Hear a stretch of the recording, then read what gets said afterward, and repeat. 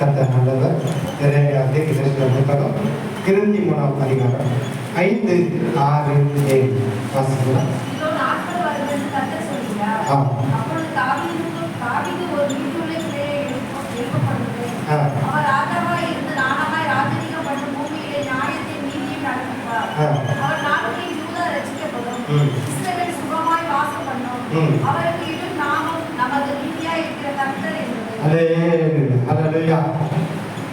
போன வாரத்துக்கு முந்தின வாரம் அவருடைய நாமத்தை குறித்து நம்ம பார்த்தோமா? ஞாபகம் இருக்கா? என்ன நாமம் சொல்லுங்க?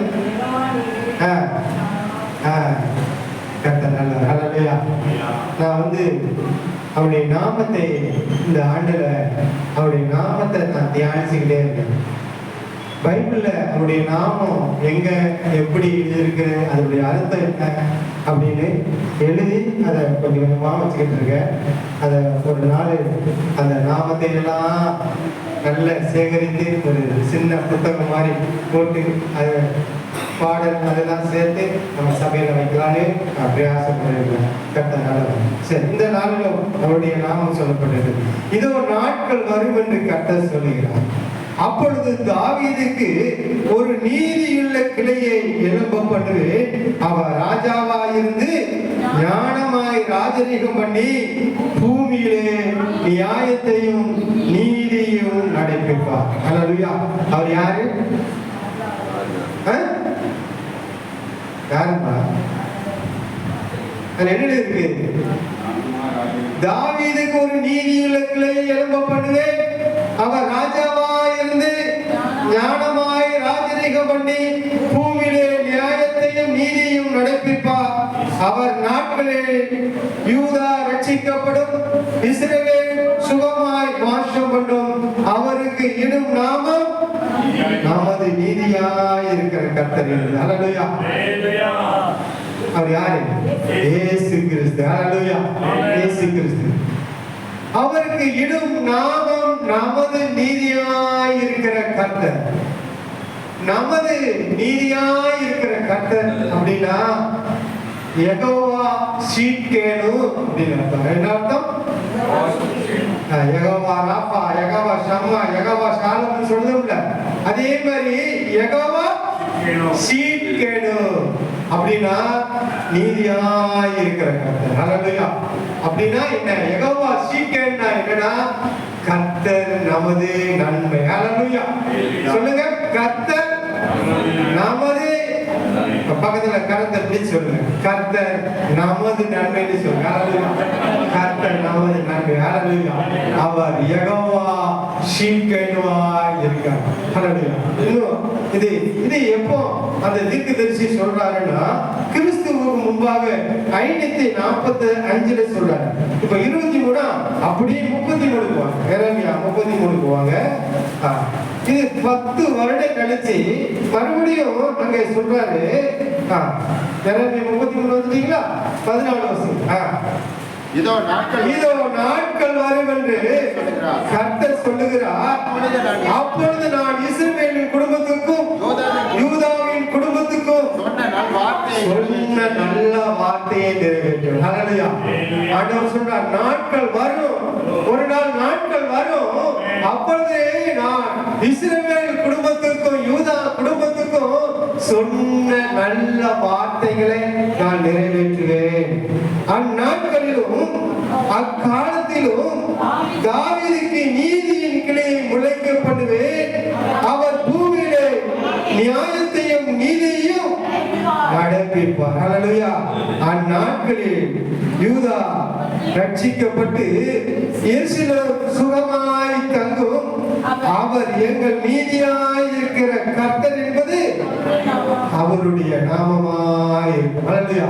எத்தனை ஆண்டுகள் கழிச்சு மறுபடியும் தீர்க்கதரிசி மூலம் பேசுறாரு? 10 ஆண்டுகள் கழிச்சு அதே தீர்க்கதரிசியை கொண்டு சொல்கிறார். அவருக்கு இடும் நாமம் நீதியாய் இருக்கிற கர்த்தர் என்பது. ஹல்லேலூயா. இந்த இடத்துல நீதியாய் இருக்கிற கர்த்தர் என்பதுன்னா அவருக்கு என்ன சொன்னோம்? யெகோவா சீட்கேனு. அங்க என்ன சொன்னோம்? கர்த்தர் நமது நன்மை. இந்த இடத்துல சொல்லப்படுது கர்த்தர் நல்லவர். ஹல்லேலூயா. கர்த்தர் நமக்கு யெகோவா சீக்கேடுவாய் இருந்து அவர் நல்லவராய் இருக்கிறார். அவர் நன்மை செய்கிறவராய் இருக்கிறார். யூத வம்சத்துக்கு, இஸ்ரவேல் ஜனங்களுக்கு அவர் நன்மை செய்தவராய் இருக்கிறார். ஹல்லேலூயா. இது எப்போதுன்னா இஸ்ராயேல் மக்கள் தன்னுடைய அடிமைத்தனத்தில் இருக்கும்போது, தன்னுடைய சொந்த தேசத்தில் இருந்து பாபிலோன் ராஜா அவர்களை என்ன செஞ்சிட்டான்? அடிமைப்படுத்தி பாபிலோனுக்கு கொண்டு போய் அங்க அடிமைத்தனத்திலே அங்க வைத்திருக்கிறார். ஆனால் அடிமைத்தனத்தில் இருக்கிற ஜனங்களை பார்த்து சொல்றார், நீதியா இருக்கிற கர்த்தர் என்பது அவருடைய நாமம். அல்லேலூயா. நம்ம கூட சில வேலையில சில காரியங்களை அடிமைத்தனத்தில் இருந்தாலும் அவருடைய வார்த்தை அது நமக்கு நீதியா இருக்கிற கர்த்தராகவே அவர் இருக்கிறார். அவர் ஒருபோதும் என்ன செய்ய மாட்டாரு? மாறவே மாட்டார். அல்லேலூயா. சரி, நீங்க அப்படி எஸ்ரா 9:15 வாசிங்க. எஸ்ரா 9:15 எடுத்துறீங்களா? 2 நாளாகமத்துக்கு எடுத்துருக்கோம்.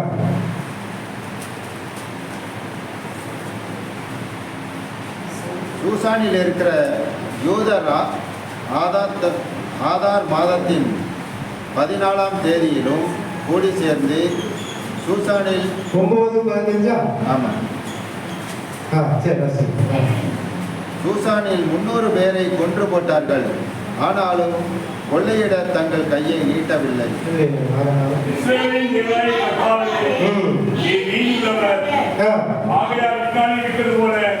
நாங்கள் தப்பி மீந்திருக்கிறோம். நாங்கள் முன்பாக நாங்கள் முன்பாக நிற்கத்தக்கவர்கள் அல்ல என்று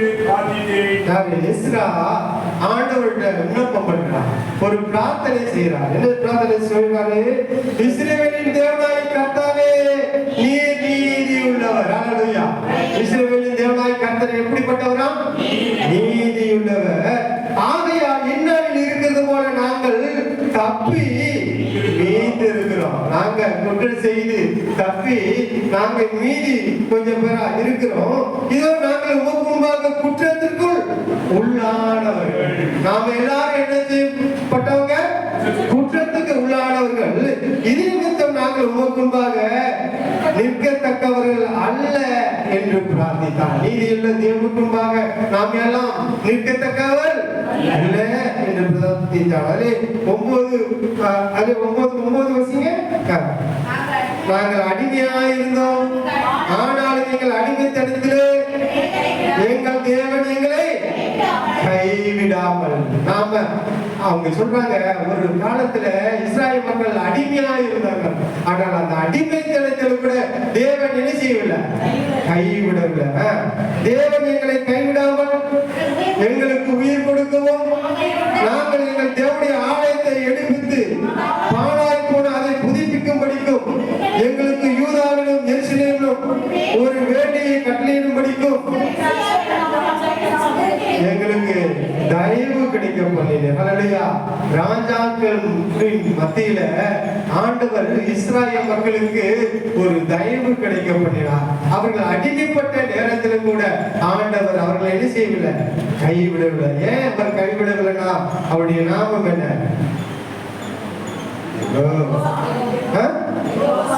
யெகோவா சிட்கேடு, நீதியா இல்ல நீதியுள்ள கர்த்தர் அவர். அவருடைய நாமம். அதனால அவருடைய ஜனங்கள் அவர் என்ன செய்ய மாட்டாரு? ஒருபோதும் அவர் கைவிட மாட்டார். ஏசாயா தீர்க்கதரிசன புத்தகம் 45:22 வாசிங்க. பூமியின் எல்லைகள் எங்கும் உள்ளவர்களே, என்னை நோக்கி பாருங்கள், அப்பொழுது ரட்சிக்கப்படுவீர்கள். நானே தேவன், வேறொருவரும் இல்லை. பூமியின் எல்லையெங்கும் உள்ளவர்களே, என்னை நோக்கி பாருங்கள், அப்பொழுது ரட்சிக்கப்படுவீர்கள். நானே தேவன், வேறொருவரும் இல்லை. அல்லேலூயா. நாம எல்லாம் யாரை நோக்கி பார்க்கணும்? தேவனை நோக்கி பார்க்கணும். அல்லேலூயா. நாம இல்ல, எல்லா மக்களும் அவங்களை தான் நோக்கி பார்க்கணும். ஆண்டவர் சொல்றாரு, முழங்கால்கள் யாவும் எனக்கு முன்பாக முடக்கும், நாவு யாவும் என்னை முன்னிட்டு ஆணையிடும் என்று நான் என்னை கொண்டு ஆணையிட்டிருக்கிறேன். இந்த நீதியான வார்த்தைகளின் வாயிலிருந்து இது மாறுவதில்லை என்று என்கிறார். கர்த்தரிடத்தில் மாத்திரம் நீதியும் வல்லமையும் உண்டென்று அவனவன் சொல்லி அவனிடத்தில் வந்து சேர்வான். அவருக்கு விரோதமாய் எரிச்சல் கொண்டிருக்கிற யாவரும் வெட்கப்படுவார்கள். ஹல்லேலூயா. ஆண்டவரிடத்தில் நீதி இருக்கு. இவர் நீதி உள்ள தேவன், இவர் நமக்கு நியாயம் செய்வார் என்று எல்லா ஜனங்களும் ஆண்டவரை தேடி வருவார்கள். இஸ்ரவேலின் சந்ததியார் யாவரும் கர்த்தருக்குள் நீதிமான்கள் ஆக்கப்பட்டு மேன்மை பாராட்டுவார்கள். ஹல்லேலூயா. மாத்திரமல்ல, அந்த நீதியுள்ள தேவனை தேடி வருகிற யாவரையும் ஆண்டவர் என்ன செய்வாரு? நீதிமான்கள் ஆக்குவார். ஹல்லேலூயா. நீதிமான்கள் ஆக்குவார். நம்மளாம் யாரை தேடி வந்திருக்கோம்? இஸ்ரவேலின் தேவன் கர்த்தராகிய இயேசு கிறிஸ்துவை நாம தேடி வந்திருக்கிறோம். அப்ப நாமளா அவருக்கு முன்பாக அவர் நம்மளை எப்படி பார்க்கிறாரு? நீதிமான்களாய் பார்க்கிறார். ஹல்லேலூயா. நீதிமான்கள் எப்படி இருக்கணும்? நம்ம எப்படி இருக்கணும்? ஒரு நீதிமானாய் நாமளும் இருக்கணும்னு ஆண்டவர் ஆசைப்படுவாரா? ஆசைப்பட மாட்டாரா? ஆசைப்படுவார். ஹல்லேலூயா. நீங்க ரோமர் எழுதின புத்தகம் ரோமருக்கு வாங்க, 3ஆம் அதிகாரத்தை எடுத்துக்கலாம். 20, 21, 22. இப்படி இருக்க பாவத்தை அறிகிற அறிவு நியாயப்பிரமாணத்தினாலே வருகிறபடியால் எந்த மனுஷனும் நியாயப்பிரமாணத்தின் கிரியைகளினாலே தேவனுக்கு முன்பாக நீதிமானாக்கப்படுவதில்லை. இப்படி இருக்க பாவத்தை அறிகிற அறிவு நியாயப்பிரமாணத்தினால் வருகிறபடியால், பாவத்தை அறிகிற அறிவு எதிலிருந்து வருது? நியாயப்பிரமாணம் தான் சொல்லுது. இதை செஞ்சா பாவம், இதை செஞ்சு இது உனக்கு ஆசீர்வாதம், இது நல்லது, இது கெட்டது, நீ இப்படி வாழணும், நீ இப்படி வாழக்கூடாது, எது சொல்லி கொடுக்கு? நியாயப்பிரமாணம். இந்த நியாயப்பிரமாணத்தினாலதான் நமக்கு நல்லது தெரியுது, கெட்டது தெரியுது. இப்போ அங்க சொல்லப்பட்டிருக்கிறது, எந்த மனுஷனும் நியாயப்பிரமாணத்தின் கிரியையினாலே தேவனுக்கு முன்பாக நீதிமானாக்கப்படுவதில்லை. நீதிமானாகவில்லை. எந்த நியாயப்பிரமாணம் சொல்லுதோ அந்த நியாயப்பிரமாணத்தின்படி வாழ்ந்து இந்த பூமியிலே ஒருவரும் தேவனுக்கு முன்பாக நீதிமானா ஆக்கப்படுகிறது இல்லை. அப்படின்னா கீழே சொல்லுது, இப்படி இருக்க நியாயப்பிரமாணம் இல்லாமல், நியாயப்பிரமாணம் இல்லாம, நியாயப்பிரமாணத்தை நிறைவேற்றாம ஒரு தேவ நீதி நமக்கு வெளியாக்கப்பட்டிருக்கிறது. யாருக்கு? தேவனை நோக்கி பார்க்கிறதுக்கு, நீதி உள்ள அந்த தேவனை நோக்கி பார்க்கிற ஜனங்களுக்கு, அந்த தேவனிடத்தில் சேருகிற ஜனங்களுக்கு நியாயப்பிரமாணம் இல்லாமல் ஒரு நீதி வெளியாக்கப்பட்டிருக்கிறது. அதை குறித்து நியாயப்பிரமாணமும் தீர்க்க தரிசனமும், நியாயப்பிரமாணமும் தீர்க்க தரிசனமும் அந்த நீதியை குறித்து அது சாட்சி கொடுக்கிறது. அதுக்கு கீழவாசிங்க, அது இயேசு கிறிஸ்துவை பற்றும் விசுவாசத்தினாலே படிக்கும் தேவநீதி. ஹல்லேலூயா. அது இயேசு கிறிஸ்துவை பற்றும் விசுவாசத்தினாலே படிக்கும் தேவ நீதியை விசுவாசிக்கிற எவர்களுக்குள்ளும் எவர்கள் மேலும் அது படிக்கும், அது வித்தியாசமாக்காது. ஹல்லேலூயா. நியாயப்பிரமாணத்தை நிறைவேற்றி முடித்த அந்த இயேசு கிறிஸ்துவை நோக்கி பார்க்கிறவர்களுக்கு அந்த தேவ நீதி அது என்ன செய்யுமா? வித்தியாசமே பார்க்காது. ஹல்லேலூயா. இவன் சிறியவன், இவன் பெரியவன், இவன் பணக்காரன், இவன் ஏழை, இவன் பலவான், இவன் கோலை, இப்படி எதுவுமே பார்க்காது. அப்ப யாரெல்லாம் அவரை நோக்கி பார்க்கிறார்களோ அவங்களுக்கெல்லாம் அந்த தேவ நீதி வெளிப்படும். நீங்க அப்படியே 4ஆம் அதிகாரத்துல நீங்க 4ஆம் வசனம் சொல்லுகிறது, கிரியைக்கு ஒரு கூலி கடன் என்று எண்ணப்படும். ஒருவன் கிரியை செய்யாமல் விசுவாசம் வைக்கிறவனா இருந்தால் அவனுடைய விசுவாசமே அவனுக்கு. நாமெல்லாம் பாவிகள், ஆனா நாம தேவனை நோக்கி பார்க்கும் போது நாம செஞ்ச காரியங்களால, நாம நியாய பிரமாணத்தினாலே, நாம செய்த கிரியைகளாலே நாம நீதிமான்கள் ஆக முடியாது. ஆனா நாம் விசுவாசிக்கும் போது அந்த விசுவாசமே அவர்களுக்கு. அதுல நீங்க அப்படியே நீங்க பாத்தீங்கன்னா மேல 3ஆம் வசனத்துல ஆபிரகாம் தேவனை விசுவாசித்தால் அது அவனுக்கு நீதியாக எண்ணப்பட்டது. ஆபிரகாம் தேவனை விசுவாசித்தான், அது அவனுக்கு நீதியாக எண்ணப்பட்டது. அதுல அப்படி 22க்கு வாங்க. ஆகையால் அது அவனுக்கு நீதியாக எண்ணப்பட்டது. அது அவனுக்கு நீதியாக எண்ணப்பட்டது என்பது அவனுக்காக மாத்திரமல்ல, நமக்காகவும் எழுதியிருக்கிறது. ஹல்லேலூயா. ஆபிரகாமின் தேவன் அவர் யார் தேவன்? நம் தேவன். ஹல்லேலூயா. அப்போ ஆபிரகாமுக்கு ஒரு நீதி, மற்றவர்களுக்கு ஒரு நீதியை ஆண்டவர் என்ன சொல்ல வைக்கிறார். ஹல்லேலூயா.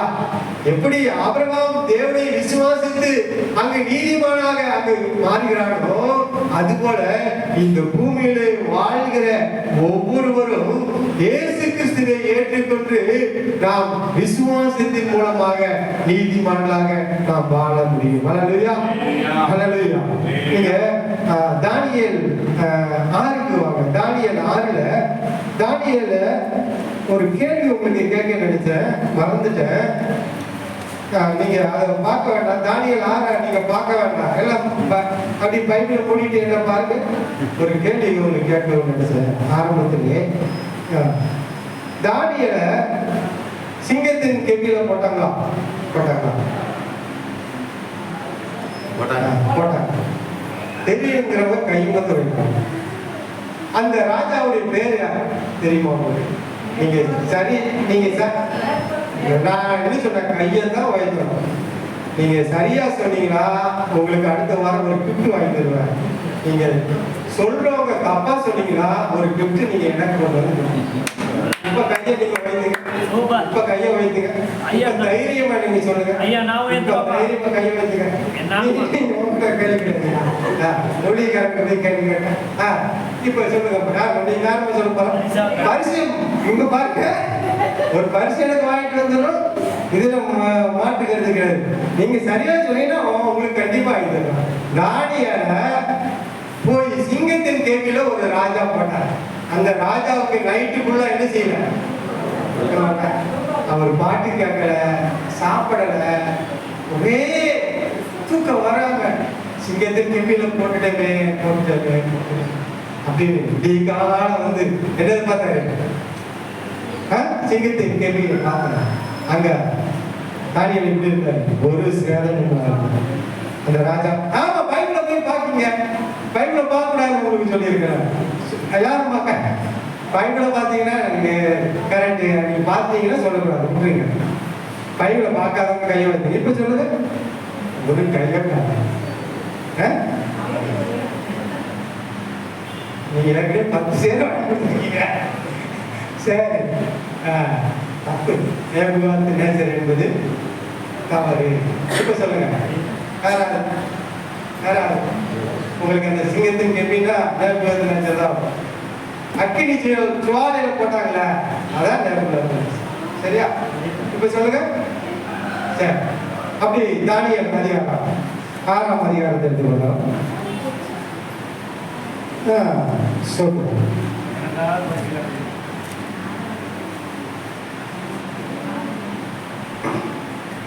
6 எடுத்துட்டீங்களா?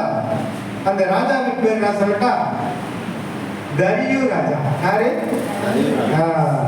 6ஆம் அதிகாரம் 1ஆம் அதிகாரம் 1ஆம் வசனம் வாசிங்க. 6:1 ராஜ்யம் முழுவதையும். சரி சரி சரி சரி. தரியு ராஜா நீங்க அப்படியே படிச்சுட்டு வந்தீங்கன்னா நீங்க 9ஆம் வசனம் வாசிங்க. அப்படியே கட்டளை பத்திரத்துக்கு கையெழுத்து வச்சான். சரி, இப்போ இதுல ஒரு முக்கியமான வசனத்தை சொல்றதுக்காண்டி நான் வந்தேன். 23ஆம் அதிகாரம் வசனம். அப்பொழுது ராஜா தன்னில் மிகவும் சந்தோஷப்பட்டு தானியேலை கெபியிலிருந்து தூக்கி விட சொன்னான். அப்படியே தானியேல் கெபியிலிருந்து தூக்கி விடப்பட்டான். அவன் தன் பேரில் தேவன் பேரில் அவன் விசுவாசம் வைத்திருந்தபடியால் ஒரு சேதமும் ஏற்படவில்லை. ஹல்லேலூயா. இந்த வசனம் தான் அங்க ரொம்ப முக்கியம். தானியேல் என்ன வச்சிருந்தான்? தேவன் பேரு விசுவாசம் வச்சிருந்தான். அவன் இருந்த இடம் மோசமான இடம்.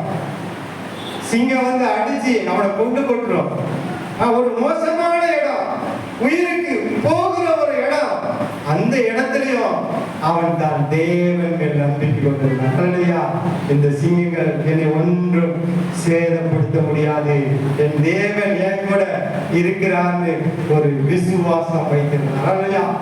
ஆபிரகாம் எப்படி பூமியிலே விசுவாசித்து வாழ்ந்தானோ அதுபோல பழைய ஏற்பாட்டிலே உள்ள தேவ மனிதர்கள் அவர்கள் விசுவாசத்திலும் வாழ்ந்தார்கள்.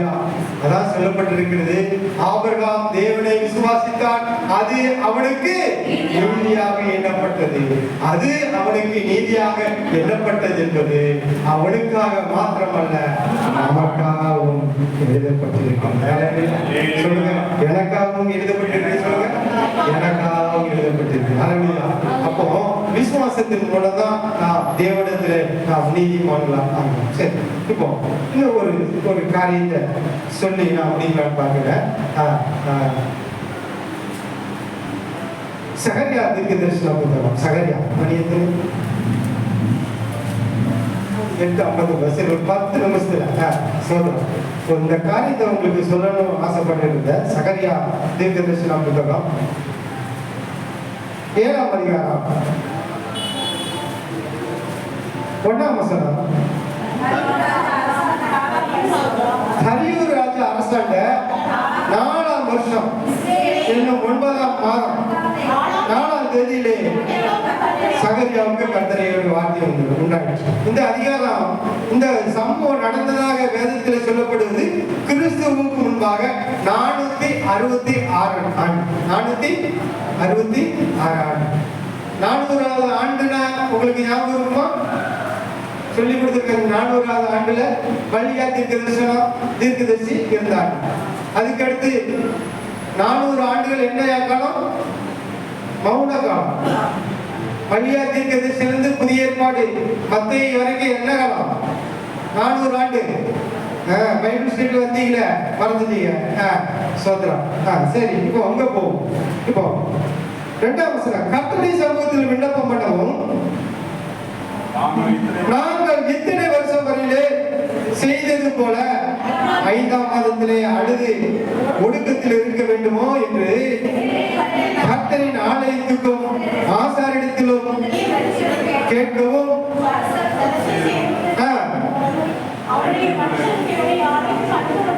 இப்போ இஸ்ராயேல் மக்கள் எங்க போயிட்டாங்க? அடிமைத்தனத்துக்கு. எந்த நாட்டுக்கு போனாங்க? எகிப்து. அந்த அடிமைத்தனம் வேறங்க, அது முடிஞ்சுட்டு அங்க இருந்து வந்துட்டாங்க. வந்து பெரிய சந்ததியாகி வாக்குத்தத்தம் பண்ணப்பட்ட தேசத்துக்கு வந்துட்டாங்க. வந்து இங்க சாலமோன் ராஜா ஒரு பெரிய ஆலயத்தை கட்டிட்டாரா? கட்டிட்டாரு. இப்ப வந்து இங்க இருக்காங்க, நல்ல வசதியா இருக்காங்க, நல்ல பாடும் தேடு ஓடுகிறாள். ஒரு பெரிய நல்ல வளமான தேசம், தேவனுடைய ஆலயம் கட்டப்பட்டு இருக்குது, நல்லா இருக்காங்க. அப்ப தேவனுக்கு கீழ்ப்படியாம போகும்போது தேவன் அவங்களை யாருக்கு ஒப்பு கொடுக்கிறார்கள்? நேபுகாத்நேச்சர் என்கிற அரசருக்கு ஒப்பு கொடுக்கிறார். இப்ப மறுபடியும் அவங்க அடிமைத்தை அவங்கள வந்து நேபுகாத்நேச்சர் வந்து ஆலயத்தை என்ன செஞ்சாரு? எல்லாம் சுட்டரிச்சு மதில்கள், சுவர்கள், எல்லா பட்டணங்கள் எல்லாம் தீக்கிரையாக்கி அவரு ஜனங்களை கூட்டிட்டு எங்க போயிட்டாரு? பாபிலோனுக்கு கூட்டு போயிட்டாரு. இவங்க எல்லாம் எங்க இருக்காங்க? பாபிலோன்ல இருக்காங்க. இந்த பாபிலோன்ல இருக்கிற நேரத்துலதான் தரியூர் ராஜா,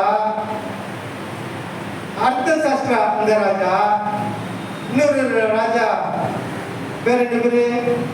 3 பேர். அந்த பேர் உங்களுக்கு எஸ்ரால உங்களுக்கு காட்டுறேன், முக்கியமான பேர். சோதரம். இப்போ இந்த ராஜாவின் காலத்துலதான் இடிக்கப்பட்ட தேவாலயத்தை மறுபடியும் என்ன செய்யறாங்க? ஒரு கூட்டம் வந்து கட்டிக்கிட்டு இருக்கு. எஸ்ரா, நெகமியா, செர்பாபேல் இவங்கெல்லாம் வந்து இந்த அவங்க சொந்த தேசத்துல ஆலயத்தை கட்டுறாங்க. இங்க ஒரு கூட்டம் என்ன செஞ்சிருக்கு? பாபிலோன்ல அப்படியே அடிமையா இருக்கிறாங்க. இப்போ அந்த வசனம் சொல்லுது, நாங்கள் இத்தனை வருஷம் வரையிலே செய்தது போல 5ஆம் மாதத்திலே அழுது ஒடுக்கத்தில் இருக்க வேண்டுமோ என்று சேனையுடைய கர்த்தரின் ஆலயத்துக்கும் ஆசாரியத்துக்கும் தீர்க்கதரிசிகளுக்கும் கேட்கவும். யாரு? சரத்சேரும் ரெகமோலரும் அவருடைய மனுஷரும் பெத்தேலிலிருந்து இந்த சரத் என்ன பேருமா ரெகமோலரும் அவன் கூட சில மனுஷரும் பெத்தேலிலிருந்து எங்க போறாங்கன்னா தேவனுடைய ஆலயத்துக்கு போய் அங்க இருக்கிற தீர்க்கதரிசிகள் இடத்துல ஆசாரியர் இடத்துல கேட்டாங்க, நாங்க 70 வருஷமா வருஷத்துல எத்தனாவது மாதம் 5ஆம் மாதம் நாங்க உபவாசம் பண்ணி இந்த தேவனுடைய ஆலயம் இடிக்கப்பட்டதேன்னு சொல்லி நாங்க அதுக்குன்னு காலங்களை நியமிச்சு நேரத்தை நாங்க நியமிச்சு நாங்க அழுது புலம்பி நாங்க அந்த உபவாசம் பண்ணுதோம். இந்த உபவாசம் நாங்க தொடர்ந்து செய்யணுமா இல்ல இந்த உபவாசத்தை இதோட நாங்க நிறுத்தி விடலாமா அப்படின்னு இவங்க போய் அங்க கர்த்தரிடத்துல போய் கேட்காங்க. அதுக்கு ஆண்டவர் என்ன பதில் சொல்றாரு கீழே, அப்பொழுது சேனையுடைய கர்த்தரின் வார்த்தைகளை உண்டாகி அவர், நீ தேசத்தின் எல்லா ஜனத்தோடும் ஆசாரியர்களும் சொல்ல வேண்டியது என்னவென்னா, நீங்கள் இந்த 70 வருஷம் 5ஆம் மாதத்திலும் 7ஆம் மாதத்திலும் உபவாசம் பண்ணி துக்கம் கொண்டாடின போது நீங்கள் எனக்கென்று தானா உபவாசம் பண்ணினீர்கள். ஆண்டவர் கேள்வி கேட்காரு, 70 வருஷம் நீங்க 5ஆவது மாதத்தையும் 7ஆவது மாதத்தையும் ஒதுக்கி நீங்க துக்கம் கொண்டாடினது உண்மைதான், அதுக்கு எனக்காக நீங்க செஞ்சீங்க? ஆண்டவர் கேட்காரு, எனக்காக நீங்க செஞ்சீங்க? இல்ல, எனக்காண்டி நீங்க செய்யல.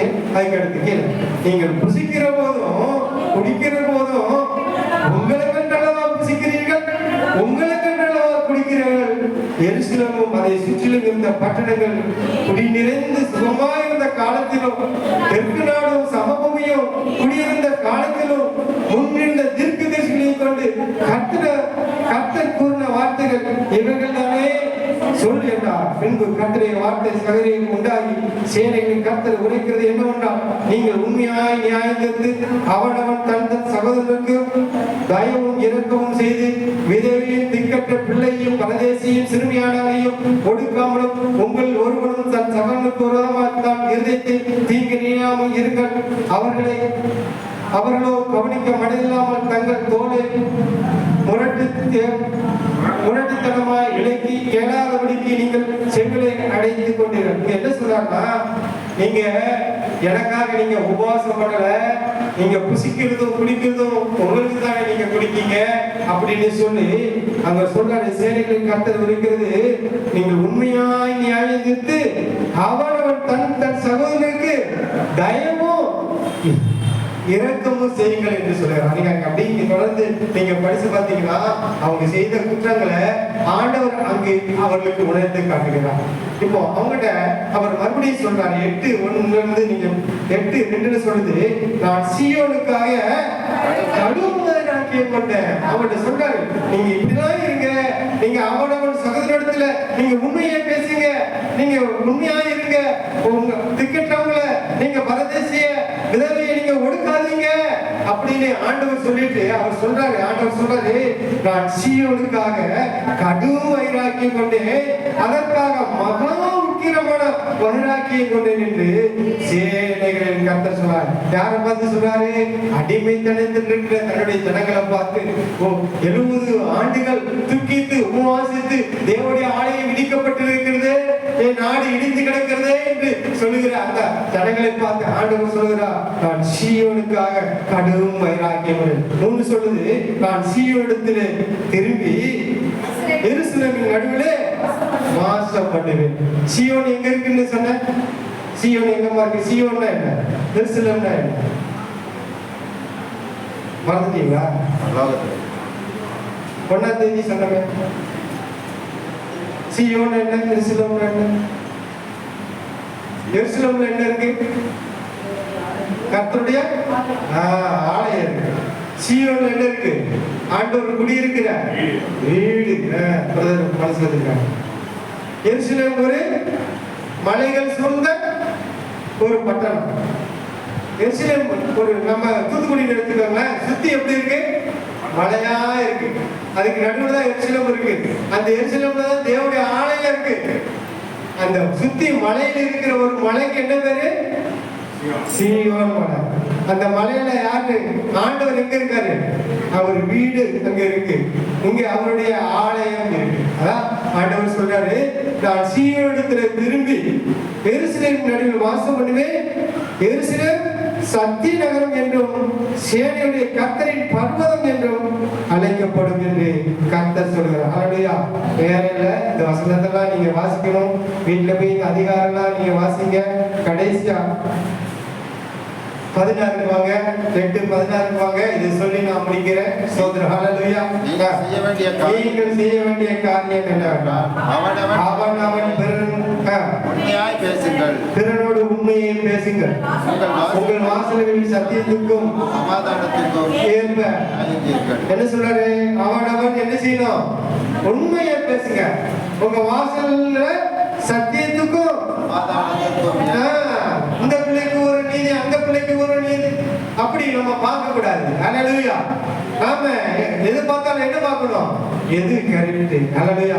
மனைவியா இருந்தாங்க, பிள்ளையா இருந்தாங்க, எதா இருந்தாங்க, எது நீதி அப்படின்னு ஆண்டவர் பார்க்க சொல்றார். அடுத்து சொல்றார், ஒருவனும் பிறனுக்கு விரோதமாய் தன் இதயத்தில் தீங்கு நினையாமலும் பொய்யாரின் மேல் பிரியப்படாமலும் இருங்கள்.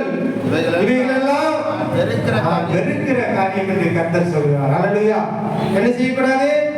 பிறனுக்கு விரோதமாய் தன் இதயத்துல தீங்கு நினைக்க கூடாது. எங்க நினைக்க கூடாதா? இதயத்திலே நினைக்க. போய் செய்து வர இங்க நினைச்சாலே தீங்குன்னு ஆண்டவர் சொல்றார். ஹல்லேலூயா. பொய்யானையின் மேல் பிரியப்படாமலும் இருங்கள் என்று கர்த்தர் சொல்றார். சேனையுடைய கர்த்தரின் வார்த்தை எனக்கு உண்டாகி அவர் சொன்னாரு. அவங்க என்ன சொன்னாங்க? ஒவ்வொரு வருஷமும் 5ஆம் மாதம் நாங்க உபவாசம் இருக்கோம். இந்த உபவாசம் இருக்கலாமா வேண்டாமான்னு கேட்டதுக்கு ஆண்டவர் இங்க சொல்றாரு, 4ஆம் மாதத்தில் உபவாசமும், 5ஆம் மாதத்தில் உபவாசமும், 7ஆம் மாதத்தில் உபவாசமும், 10ஆம் மாதத்தில் உபவாசமும் யூத வம்சத்திற்கு மகிழ்ச்சியாகவும் சந்தோஷமாகவும் நல்ல பண்டிகையாக மாறி போகும். ஆகியால் சத்தியத்தையும் சமாதானத்தையும் சிலைகள் என்று கர்த்தர் சொல்கிறார். ஹல்லேலூயா. ஆண்டவர் சொன்னாரு, நீ 5ஆம் மாசத்துல இருக்குன்னு சொல்ற, நீ 4ஆம் மாசமும் 5ஆம் மாசமும் 7ஆம் மாசமும் 10ஆவது மாசமும் நீங்க உபவாசம் இருங்க. இது உங்களுக்கு எப்படி இருக்கும்? மகிழ்ச்சி பண்டிகை, சந்தோஷத்தின் ஒரு பண்டிகை உங்களுக்கு மாறி போகும்னு ஆண்டவர் சொன்னார். ஆண்டவர் சொல்லி 2 வருடத்துல அங்கே அவங்களுக்கு ஆலயம் கட்டப்பட்டது. இப்போ 7ஆம் அதிகாரம் 1ஆம் வசனம், தரியு ராஜா அரசாண்ட 4ஆம் வருஷம். 4ஆம் வருஷமா? அப்படியே வாங்க. எஸ்ரா 6க்கு வாங்க. எஸ்ரா 6க்கு வாங்க. தரியு ராஜா அரசாண்ட எத்தனை வருஷம்? 4ஆம் வருஷம். இங்க எஸ்ரா 6க்கு வாங்க. 6க்கு வந்துட்டீங்களா? 6:1 வாசிக்க. சரி, அது இருக்கட்டும். 6:14 வாசிக்க. அப்படியே யூதரின் மூப்பர் கட்டினார்கள். தீர்க்கதரிசிய ஆகாயும் இத்தோனின் குமாரனாகிய சகரியாவும். சகரியா தீர்க்கதரிசி சொன்னாரா? அவங்க என்ன சொன்னார்? உபவாசம் முடிச்சிடலாமான்னு கேட்டதுக்கு 4ஆம் மாசம் இருங்க, 5ஆம் மாசம் இருங்க, 7ஆம் மாசம் இருங்க, 10ஆம் மாசம் இருங்க, அது உங்களுக்கு சந்தோஷமும் சமாதானமும் மகிழ்ச்சியான ஒரு உபவாச நாட்கள் சொன்னாரா? அந்த தீர்க்கதரிசி வார்த்தையை கேட்டு சகோதரியாவுக்கு தீர்க்கதரிசி சொல்லி வந்தபடியே அவர்களுடைய காரியம் என்ன ஆச்சு? கை கூடி வந்தது. அவர்கள் இஸ்ரவேலின் தேவனுடைய கட்டளைப்படியையும் கோரேஸ், தரியு, அர்த்தசாஸ்டா 3 ராஜாவை பேர் உங்களுக்கு சொன்னா தேவனுடைய ஆலயம் கட்டப்பட்டது. கோரேஸ், தரியு, அர்த்தசாஸ்டா கட்டளைப்படியும் அதை கட்டி முடித்தார்கள். ராஜாவாகிய தரியு அரசாளுகிற 6ஆம் வருஷம். சகரியால எத்தனாவது வருஷம் அவங்க சொன்னாங்க? 4ஆவது வருஷம். தரியு அரசாண்ட 4ஆவது வருஷம். இது எத்தனாவது வருஷம்? 6ஆவது வருஷம். ஆதார் என்னும் மாதத்திலே 3ஆம் தேதியிலே அந்த ஆலயம் கட்டி முடிந்தது. ஹல்லேலூயா. சகரியா தீர்க்கதரிசி சொன்ன 2 ஆண்டு கழிச்சு அந்த ஆலயம் கட்டி முடிக்கப்பட்டது. கிறிஸ்து முன்பாக 466 சகரியா தன்னுடைய ஜனங்களுக்கு தீர்க்க தரிசனம் சொல்றாரு. ஆனா 64 அது என்ன செய்யப்பட்டது? கட்டி முடிக்கப்பட்டது. இதோட நான் முடிக்கிறேன். மறுபடியும் நீங்க வாங்க. சகரியா புத்தகம் 8ஆம் அதிகாரத்துல ஆண்டவர் சொன்னாரு 16ஆம் வசனத்திலே, நீங்கள் செய்ய வேண்டிய காரியங்கள் என்னவென்றால் அவனவன் பிறனோடு சகரியா 8:16 நம்ம வாசிச்சோம்ல. நீங்கள் செய்ய வேண்டிய காரியங்கள் என்னவென்றால் அவனவன் பிறனோடு உண்மையாக பேசுங்கள், நியாயந்திருங்கள், சத்தியம் சமாதானம் இருக்க நியாயந்திருங்கள், ஒருவன் பிறனுக்கு யோகமாய் தன் இதயத்தில் தீங்கு நினையாமலும் பிரியப்படாமல் இருங்கள், நான் வெறுக்கிற காரியங்கள் சொல்லிட்டு அங்க அந்த தீர்க்கதரிசனம் 4வது மாசம் உபவாசம், 5ஆம் மாசம் உபவாசம், 7ஆம் மாசம் உபவாசம், 10ஆம் மாதம் உபவாசம். ஜனவரி மாதத்துல இந்த வார்த்தையில நான் தியானம் பண்ணி கொண்டிருக்கும் போது எனக்குள்ளே உள்ளே இருந்து ஒரு எண்ணம் தோன்றினது. இந்த வருடமும் நாம் தேவனுடைய இந்த வார்த்தைக்கு சொன்னபடியே நம்முடைய இந்த ஆண்டிலே 4ஆம் மாதமும் 5ஆம் மாதமும் 7ஆம் மாதமும் 10ஆவது மாதமும் அந்த ஜனங்கள் உபவாசம் இருந்தபோது தேவனுடைய வார்த்தை கீழ்ப்படிந்து 2 ஆண்டுகளிலே அங்க என்ன செஞ்சது? தேவாலயம் கட்டப்பட்டது. 2 ஆண்டுகள் அந்த ஜனங்கள் ஒடுக்கத்தில் இருந்தார்கள். அந்த ஜனங்கள் இருளில் இருந்தார்கள். அந்த ஜனங்கள் அடிமைத்தனத்தில் இருந்தார்கள். ஆனால் தேவனுடைய வார்த்தைக்கு அவர்கள் கீழ்ப்படிந்தது. நானும் நினைச்சேன், நாம் இந்த வருடமும் 4ஆம் மாசம் ஒரு உபவாசம், 5ஆம் மாதம் ஒரு உபவாசம், 7ஆம் மாதம் ஒரு உபவாசம், 10ஆம் மாதம் உபவாசம். இது எப்படின்னா, நம்ம மாசத்துல எத்தனை நாள் உபவாசம் இருக்கோம்? ஒவ்வொரு வாரமும் சனிக்கிழமை உபவாசம் இருக்கும்ல. இந்த வருடத்துல அதை நம்ம கண்டினியூ பண்ணிட்டு இருக்கும்போது 4ஆவது மாசம் ஒரு சனிக்கிழமை தேர்ந்தெடுத்து அதுல அந்த உபவாசத்துக்கு என்ன உபவாசம்? மகிழ்ச்சியின் உபவாசம், சந்தோஷத்தின் உபவாசம், ஒரு சமாதானத்தின் உபவாசம் அப்படின்னு எழுதுற. மகிழ்ச்சியின் உபவாசம் அப்படின்னு எழுதி 4ஆம் மாதத்துல ஒரு சிறப்பு உபவாசம். அது நான் உங்ககிட்ட கேட்கும்போது நீங்க எங்க வச்சு நடந்துன்னு சொல்லுங்க. உங்க வீடா, என் வீடா, எதுனாலும் ஒண்ணும் இல்லை. அதே மாதிரி 5ஆவது மாசத்துல ஒரு சனிக்கிழமை, அல்லேலூயா. அதே மாதிரி 10ஆவது மாசத்துல ஒரு சனிக்கிழமை, 7ஆவது மாசத்துல ஒரு சனிக்கிழமை. இந்த 4 காரியத்தை நம்ம இந்த ஆண்டுல செய்யலாம் நினைக்கிறேன். நல்லதா? நல்லா அப்படிதான் சொல்றேன். அல்லேலூயா. நமக்கு எவ்வளவோ கூட்டங்கள் இருந்தாலும் பரவாயில்ல. நம்ம உபவாசம் யாருக்காக இருக்கும்? ஆண்டவருக்கா இருக்கும், நமக்காக இருக்கும். அல்லேலூயா. நமக்காக இருக்கும். ஆண்டவர் சொல்றாரு, எனக்காக நீங்க உபவாசம் இருக்கலையே, நமக்காக இருக்கு, நம்முடைய ஜனத்துக்காக இருக்கு, நம்முடைய குடும்பத்துக்காக இருக்கு. இந்த ஆண்டிலே அந்த காரியத்தை நாம செய்ய போகும்போது ஆண்டவர் உங்களுடைய சிறை இருப்புகள் எல்லா காரியத்தையும் அவர் என்ன செய்வார்? மாற்றி போடுவார். நீங்க அதை பார்த்தீங்கன்னா 8ஆம் அதிகாரத்துல 9ஆம் வசனம் சொல்லுது, சேனுடைய கர்த்தரின் வீடாகிய ஆலயம் கட்டப்படும்படிக்கு அதன் அஸ்திபாரங்கள் போடப்பட்ட நாள் முதல் கொண்டிருக்கிற தீர்க்கதரிசியின் வாயினால் இந்த வார்த்தைகள் எல்லாம் கேட்டு வருவீர்களே, உங்கள் கைகள் திடப்பட கிடக்கு. அல்லேலூயா. 13 சொல்லுது, சம்பவிப்பது என்னவென்றால், யூதா வம்சத்தாரே, இஸ்ரவேல் வம்சத்தாரே, நீங்கள் புறஜாதிக்குள்ளே சாபமாய் இருந்தது போலவே ஆசீர்வாதமாய் இருக்கும்படி நான் உங்களை ரட்சிப்பேன், பயப்படாதீர்கள், உங்கள் கைகளை திடப்படுத்துங்கள். அல்லேலூயா. ஆண்டவர் சொன்னார், நம்முடைய கைகளை என்ன செய்யுமா? திடப்படுத்தணும். எந்த இடத்துல நாம சாபமா இருந்தோமோ, எந்த புறஜாதியர் இடத்துல நாம சாபமா இருந்தோமோ, அதே இடத்துல அவர் உங்களை என்ன செய்வாரு? கண்டிப்பா ஆசீர்வாதமா வைப்பார். அல்லேலூயா. இஸ்ராயேல் மக்களுக்கு செய்த தேவன் அதை யாருக்கு செய்வாரு? அவருடைய நாமம் என்ன? நீதியாயிருக்கிற கர்த்தர் யெகோவா சீக்கேடு என்றால் கர்த்தர் நமது நன்மை. அல்லேலூயா. கர்த்தர் நல்லவர். அல்லேலூயா. யெகோவா சீக்கேடு அவரை இயேசு கிறிஸ்துவுக்குள்ள ஒரு பெரிய நாகம் யெகோவா சீக்கிரம். ஹல்லேலூயா. எல்லா கண்களையும் மூடுவோம், கண்கள் மூடுவோம். நல்ல பிதாவே, நாங்கள் நன்றியோடு துதிக்கிறோம் அப்பா. இந்த பரிசுத்த ஆராதனையில நாங்கள் சிறு கூட்டமாய், சிறு குடும்பம், நாங்கள் பிள்ளைகளாய், நாங்கள் குடும்பமாய், நாங்கள் சகோதரர்களாய் ஆண்டவரே இந்த ஆராதனையில உண்மை மகிமைப்படுத்தினோம், உண்மை பாடினோம், உண்மை உயர்த்தினோம். ஆண்டவரே உமக்கு ஆராதனை செய்தோம். ஆண்டவரே நீங்க மகிமையா இறங்கிறீங்க.